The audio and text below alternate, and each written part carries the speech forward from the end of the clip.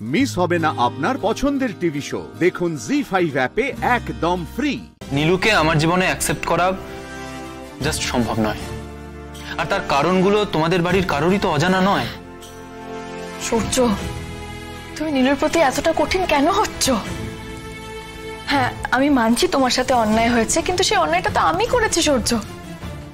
দেখো, আমি তোমার কাছ থেকে সরি চাইছি না, কারণ আমি জানি সব ভুলের ক্ষমা হয় না। তাই শুধু এইটুকুই চাইছি আমি, তুমি প্লিজ আমার বোনটাকে মাফ করে দাও, প্লিজ।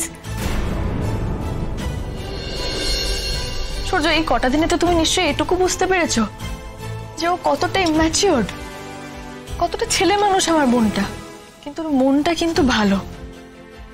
ওর কত গল্প তো আমি তোমাকে বলেছি বলো।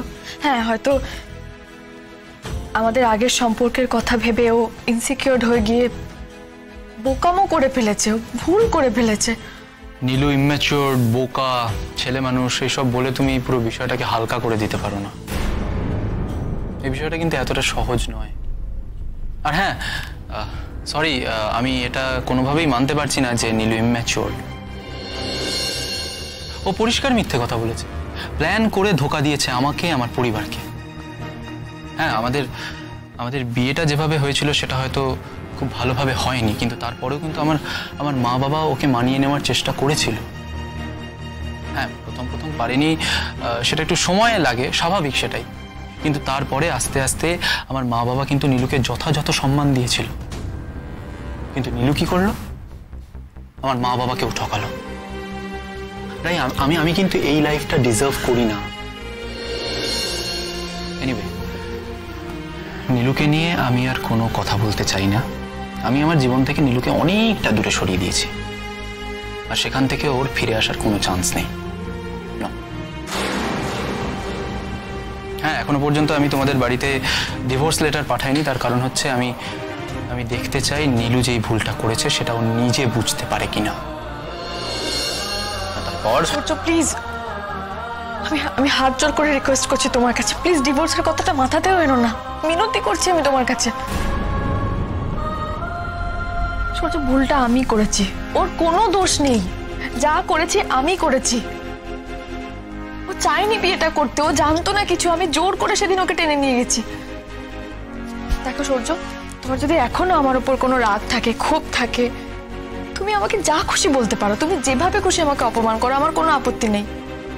প্লিজ প্লিজ নীলুটাকে আর একটা সুযোগ দাও, প্লিজ। আমি সত্যি বলছি, আমি মায়ের কাছ থেকে শুনি ও সত্যি এই কটা দিনে তোমাকে খুব ভালোবেসে ফেলেছে সূর্য। ও রাত্রে ঘুমোতে পারে না, প্রত্যেকদিন মাঝরাতে উঠেও পাইচারি করে, একা একা চোখের জল ফেলে, তোমাকে রাত্রেবেলা কল করে। তুমি বুঝতে পারছো ওর কথা? আমার ইচ্ছে করে না ওর ফোন ধরতে। কি করবো ফোন ধরে? ও কি বলবে? সরি বলবে। এত বড় মিথ্যের পর এই সরিটা কতটা তুচ্ছ শোনায় সেটা তুমি বুঝতে পারছো? আমি সত্যি জানি না আমি কি বললে তুমি আবার আমার বোনটাকে মাফ করে দেবে, কিংবা এটাও জানি না নীলু আবার কিভাবে আগের জীবনটা ফিরে পাবে। সূর্য, ভুল তো সবার জীবনেই হয় বলো, হয় নাকি? তা বলে এইভাবে একটা ভুলের মাসুল একটা মানুষকে সারা জীবন ধরে দিয়ে যেতে হবে?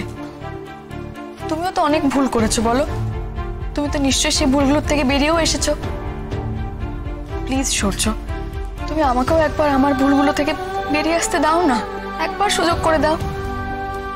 আমি সত্যি বলছি তোমাকে, তুমি যবে থেকে নীলুকে ফিরিয়ে দিয়েছো, আমার অপরাধ বোধটা আরো 1000 গুণ বেড়ে গেছে সূর্য। আমার কষ্ট হচ্ছে।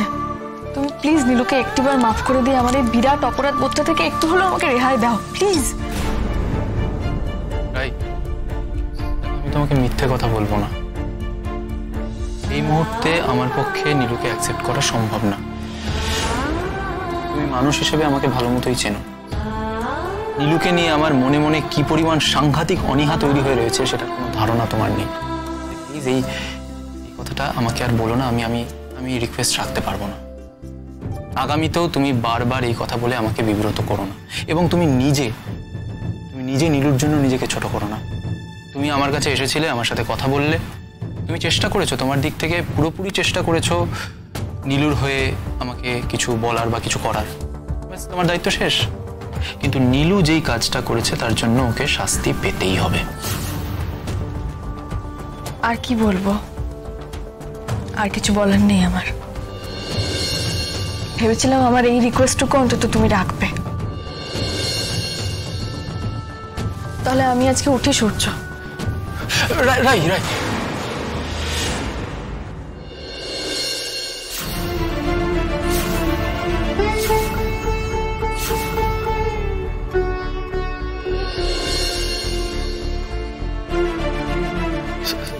Sorry sorry sorry I am sorry মানে আমি মাঝে মাঝে ভুলে যাই যে তোমার হাত ধরার অধিকার আমার নেই। আই এম সরি প্লিজ বসো না। দেখো তুমি তো তোমার অনেক কথাই বললে, এবার আমাকেও আমার কিছু কথা বলতে দাও। প্লিজ প্লিজ বসো। I am sorry please. এই দেখো এখনো কফিটা শেষ করোনি। আরে ঠান্ডা হয়ে গেছে। আচ্ছা আচ্ছা দাঁড়াও, আমি আরেকটা অর্ডার দিচ্ছি। না না ঠিক আছে।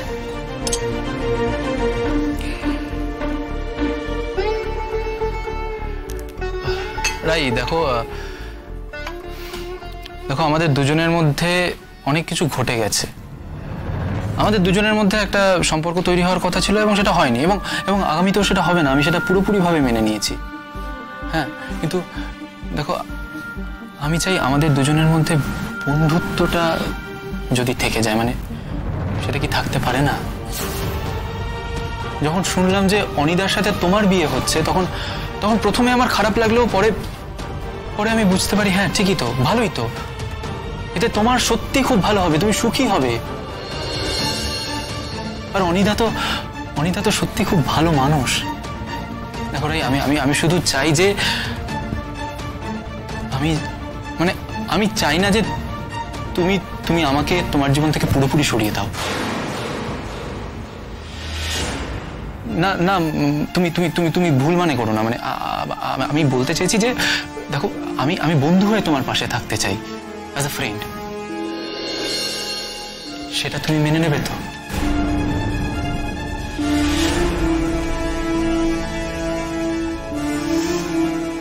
বেশ,